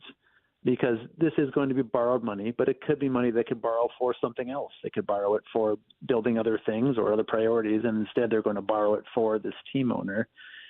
And the interesting thing for her, and I think what gives her a significant amount of cover now, is the outcry when he announced he was leaving from district residents, district business owners, members of the city council, but all unanimously, the city council members all agreed to sign on and offer him the $550 million in like a day at the time, or the $500 million in a day when he announced he was leaving. I think that gives her some cover to say, like, listen, there was a massive outcry. People obviously criticized her for allowing the teams to leave and what she had, her role in the business climate, her role in crime, et cetera. So I think it gives her some cover here. It's still, offering an enormous amount of money to a company that makes a lot of money and is run by a billionaire. And in terms of the following, the next steps here and following through, the DC Council is going to be asked to, the mayor's going to put the first tranche of money into her budget. The DC Council is going to be asked to approve it at the same time. They have an enormous budget gap that they're facing, potentially between $500 million and $1 billion. But if they get it through for the teams, then the way it would work is the work on the arena, the upgrading of the arena would happen basically on 3 subsequent off seasons. So his teams would still play from, fall through spring, early summer. Construction would happen in the interim, and then that would be repeated 3 times. Now that's kind of like a broad-based explanation of it, but that's the basic idea. Got it. Makes a lot of sense. So the arena stuff is on Ted and Monumental once they have the money. The civic stuff is obviously on the city, and hopefully Ted can help provide resources or platforms or stuff to make stuff happen. But this is why we vote, ultimately, is if Bowser and the city council doesn't get stuff done, then we replace him with someone else who hopefully can. Which leads me to my final question for you, Jonathan, which I'm now going to ask you to play complete political hack/analyst, depending on what people think of that profession, which is I think you could make an argument on both the Virginia, frankly, and the D.C. side here that this is government at its worst, that it's broken, that in the Virginia side there's all this partisan bickering, and this could have happened if it wasn't for Louise Lucas, really enjoying her kind of role as villain here. I could also make an argument, though, that this is politics working, and that she was able to stand up for something that she didn't think was right and it became a matter of principle, and that's actually what we want from our elected officials. Meanwhile, on the D.C. side, Bowser, while it seemed at the time like it was an unbelievable fumble by her, actually had an incredibly strong hand, and maybe she actually played that really, really well in the long term. As you look at it through that lens, I guess the question I would ask to wrap here is this government actually working to get this outcome, or is this government not working ending in this outcome? I mean, this is a really big, great overall question here, which is that municipal leaders and governors, mayors and governors across the country are faced with this same problem over and over and over again. A team owner, an owner of teams that their neighbors and community love, comes to them and says, I am going to leave if you don't pay for my stuff. If you don't pay for my stadium or my arena, I'm going to leave, and it will be on you. And until Congress or some large, or there's going to have to be some federal change at some point that prevents those teams from doing that. Because if you look at the economics, the deal in Virginia where the government was going to put up, $1.2 billion in bonds for a team that was just going to move 3 miles, that doesn't make economic sense, despite what the governor's argument was. The independent people who analyze these deals know that they don't make economic sense to the communities that do them, and yet they do them over and over and over again because the governors and the mayors feel like they have no other option. And it is interesting that Ted came back to the mayor when he was pretty much out of options, and he is still getting $515 million at a time when the city needs money. So it would have to be a larger conversation that we have of the country, in my view, whether it's Congress or the federal government in some way, deciding that they are not going to allow sports teams to do this. It's not blackmail, but it is really forcing the hand of mayors and governors to pay for their facilities. It's a huge conversation, and I think that it would be really fun to circle back on this at some point at a later date on kind of what that legislation would look like at the federal level. And if you're up for that conversation, we'd certainly have you back. But in the meantime, we really appreciate your work on this as a reader for me, but also for joining the show, man. This was really great, really insightful, and I know it's been a busy day, so thank you for your time. Hey, it's a really good conversation. You really thought through things, and I appreciate it. I try my best, Jonathan. I try my best. Thank you. That is Jonathan O'Connell with us here on the Hoffman Show. He is the lead reporter. I actually had the conversation with Bowser and Leonsis about this story. Leonsis and Bowser are speaking now. We'll try to bring you a clip or two of that as we wrap up the show next.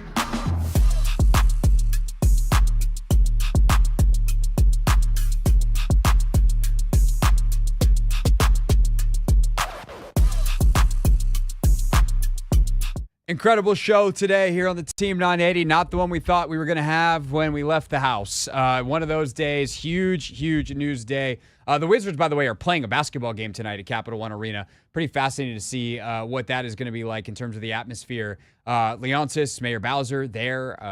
Perhaps they will. I actually wonder, Anthony, like if you're them, they're both in the building, right? So they're giving the press conference, wrapping it up now, or maybe they just wrapped it. At the big entertainment space next door where they do all their major press conferences now, right? Do you then walk over to the arena and at some point in the middle of the second quarter during a timeout be like, Monumental Sports would like to welcome Mayor Muriel Bowser as we announce, and let the crowd go crazy? I would do that. Definitely.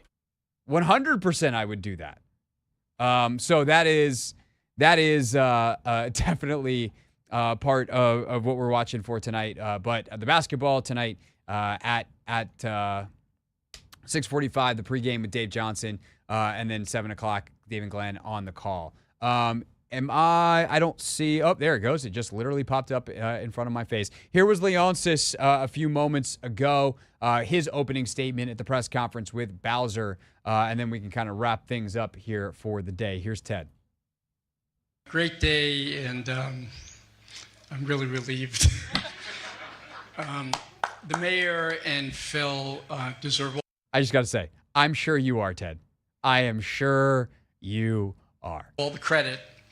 I had a difficult conversation with them and said, we can still be friends. Let's take the high road.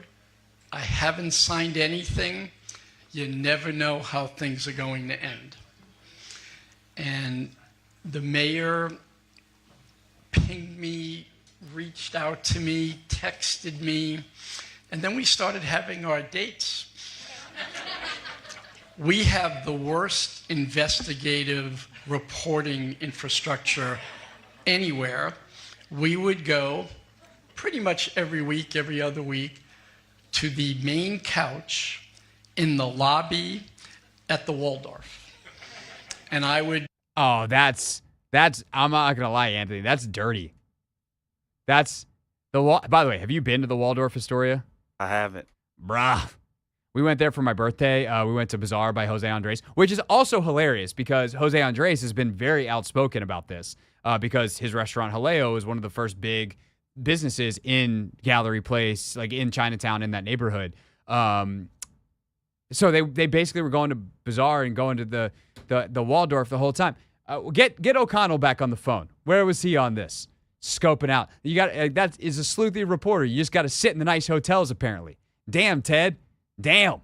Jump up and run to the bar and get some drinks, and we would sit, but we would talk about what's the vision for the city. Because what I was most interested in is how we're going to reinvent, reimagine, be in this together. And the amount of work that has been done since December is extraordinary. First, there was the reinvention of downtown, the $400 million block of monies, and the committee that was created. And I read every word of that. And I clicked it, and I sent it to all of our people and said, hey, you should read this. There's a lot of good thinking, good work, expanding downtown, focusing on quality of life, trying to bring more people in to be residents here.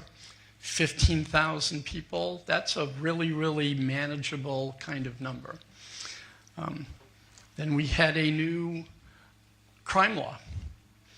And, you know, I'm not a politician, but I looked at that as we're putting a flag in the ground about quality of life and quality of business, and that this area is important, and that we want to be in service to the businesses, to the residents, and to our teams, because we convene lots of people. This month, March, that's why I tweeted it, because I knew I would be here tonight, we'll bring 400,000 people to downtown. Ted's tweets over the last couple of days. Big old flashing light that this was probably coming. But I'm gonna end in a place that I didn't know that I think that I would, but honestly makes a lot of sense based off kind of how I've been talking about this story all along. At the end of the day, the people that did the work won. And I think defining winning here is defined as they got the teams. And at the end of the day, Glenn Youngkin in Virginia did not do the work. And frankly, Monumental didn't do the work in Virginia either. But Youngkin especially, as the person who, as a representative of Virginia, said, I'll get this across the finish line. I'll solve the problems. Couldn't. He didn't. He didn't do the work. And whether it's being a partisan politician, which is admittedly a harder thing in Virginia because in D.C., one party pretty much rules everything. In Virginia, you're dealing with a lot of different people, but like that's his job. He didn't do it. He made a lot of people mad with other things, but also he didn't have good solutions for the traffic problems. He didn't have good solutions for the financing. He didn't have good solutions for anything, and he didn't have the relationships to get the right people to the table. Meanwhile, when Muriel Bowser apparently lost her teams and Phil Mendelson and the city council lost their teams, ultimately they said, okay, well, without Monumental, this is what downtown looks like. This is our vision. We know how to get this done. And apparently Ted Leonsis picked that up and said, this is where I want to be. So that seems like a relevant plot point here that I will leave you with. Basketball is next. We'll have much more on this tomorrow here on the Team 980.